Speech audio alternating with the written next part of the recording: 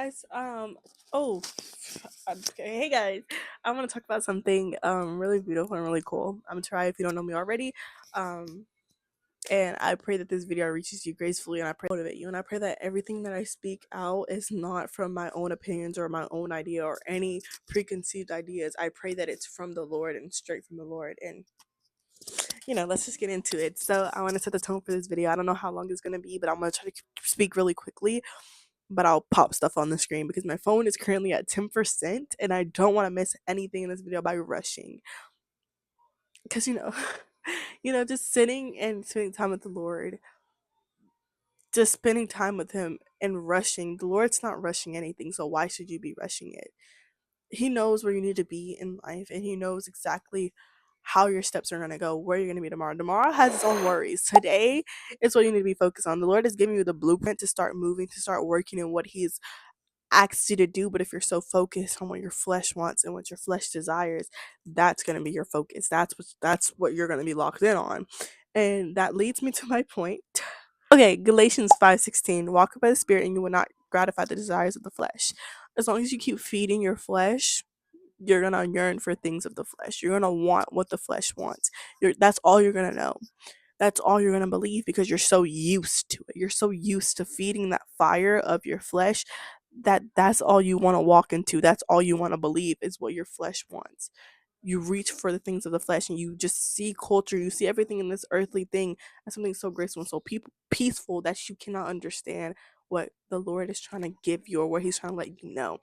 And another thing I want to mention is today at school, actually, um, also I have notes from before this happened. So someone was drinking an energy drink, a monster, and those can be really dangerous for your heart and things like that. And a guy had told the guy, "You have to stop drinking those. They're not good for your heart. They're not good for you because they're not." And he was like, "Man, anything isn't good for you. Anything can take you out if you let it, or if your body is ready to go." And in a way, what he said kind of speaks to how we can view things in this world because we're born into a sinful world where sinning is constantly and inevitable, but it's up to us to seek the Lord. He's given us this freedom to seek Him and come to Him and lay things down at His feet, to be willing to seek Him and to constantly read His word, to feed the Spirit. That's what we're called to do, is to feed the Spirit so we can hear God and see God so clearly. If we don't seek God, we can't walk with God. If we don't seek God, we can't hear God and what the Lord is trying to say to us. We're so busy being focused on everything around, trying to rush things, but the Lord is really telling you to slow down. But you're so used to your flesh rushing, you're so used to culture rushing you and telling you to be somewhere you're not supposed to be yet. And that's the importance of getting to know God and connecting with God, because He will show you exactly where you need to be, because He knows you better than anyone. He is the creator of you. So why would you trust in the world that does not know you, that puts you up to these random standards and these things that you can never reach, like these standards that are so impossible? But the Lord is already telling you that you're wonderfully made. You're a blessing. And what the favor He has over your life that you're going to do, that you're going to step into, is so powerful. We just have to seek Him. We have to seek the teacher. We have to seek our Father to guide us, to lead us to where we need to go. And I think it's so powerful, because also the thing about the drinks and what you feed into your body is so important, because what we see is important, what we watch is important, what we consume, what we eat, what we speak, what we hear. Music is so important, because if we listen to something so repetitively, it's going to get stuck in our head, right? So why would you listen to worldly music that glorifies things like death, murder, like drinking alcohol, like lust, like everything like that? Why would you glorify that if you're seeking God? Why would you glorify things that are not of God if you're trying to seek God? Why would you drink coffee if you're not looking for energy? Have that peace and that spiritual overflow in your life. That's what you need. You need the bread of life. You need the Lord to come in and allow you to see what He is trying to show you. You can't see that if you're trying to gratify your flesh, trying to feed that fire of the flesh. You need to feed that fire of the Spirit. Starve your flesh and feed your spirit. Jesus, Jesus, Jesus. There was something else I wanted to say. Oh, the song "Slow Me Down" by Charles Williams. I was talking about listening to things. If I constantly listen to worship music, and those songs get stuck in my head, and I thank the Lord for it, because when I think of these songs, I think of these things that I can tie into His Word. And honestly, that's the beauty of it. Because if you listen to sad music, you're gonna constantly dwell in that sadness. But if you listen to worship music and things that glorify God, you're gonna like have this peace. You're going to have this worship and this exaltation to the Lord, because He is so powerful and He remains powerful. He remains true. And I wrote down, God is not in a rush, so why are we? And the song said, take my eyes off what's around. You're not going to be able to soak in what God wants for you if you're not able to see Him. You're not able to say, I'm not going to let my flesh have authority over me. I'm going to let God have authority over me, because our flesh does not have control over us. God has control over us. Seeking God has control over us.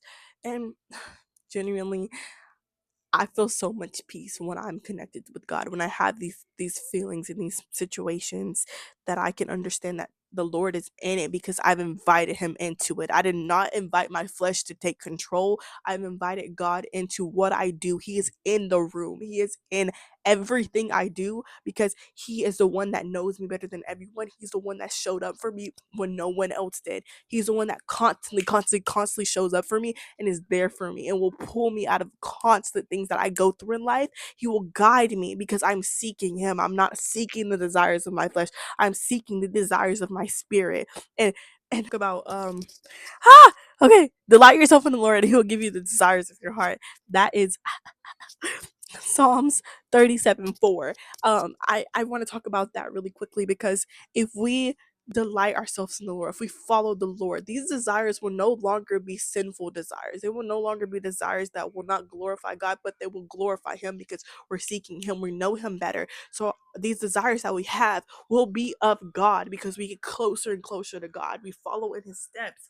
We become Christ-like. But if we obviously were born into a sinful world, so these desires were once not of God. They were sinful, and they were they were after the flesh. They were after these things that does not glorify God. And I'm trying to rush this because I keep getting warnings on my phone.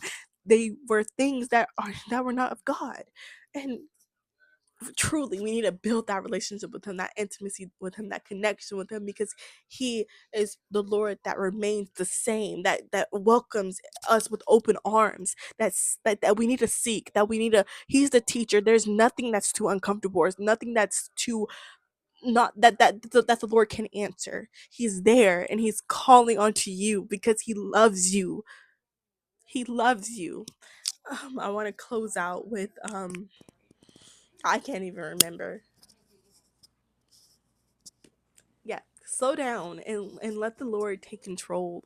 Be still and know that He is God, and He will let you know when it's time to walk.